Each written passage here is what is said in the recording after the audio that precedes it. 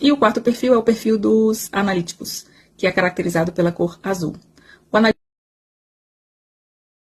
analítico normalmente é aquela pessoa, né, bastante meticulosa, que gosta de regras, gosta de observar detalhes, são bastante perfeccionistas, também tem um apreço, né, por uma certa segurança, gostam ali de estar numa zona de conforto também.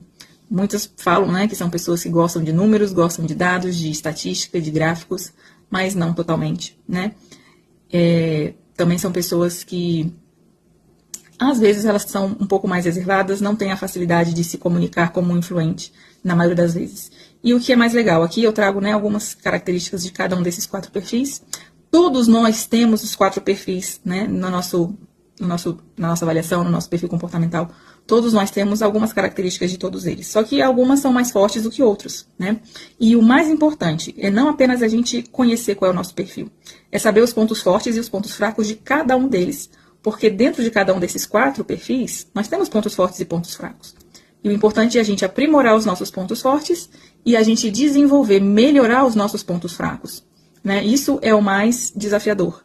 Isso é o mais importante, né? A gente se conhecer para a gente saber aonde a gente precisa mudar, né? Obviamente que tudo isso, quando a gente tem algum profissional, né, que conversa, que dá um apoio, que dá uma orientação, né? A gente fazendo leitura, a gente se observar, a gente fazer um plano de ação para cada uma dessas características, dessas situações que a gente passa no nosso ambiente de trabalho e também no nosso dia a dia, né, no nosso convívio com nossos familiares, nossos amigos. É óbvio que esses perfis, muito embora eles são importantes para as relações profissionais, a gente, obviamente, a gente também nos observa, né, nas situações cotidianas do nosso dia a dia, com as pessoas com as quais a gente mora, a gente convive, a gente precisa lidar. Então, é super importante, é super interessante quando a gente passa a se conhecer melhor. E também é interessante quando a gente conhece, né, o perfil comportamental daquelas pessoas com as quais a gente convive, tanto no ambiente profissional como no ambiente pessoal também, né, amigos, familiares. Isso facilita bastante.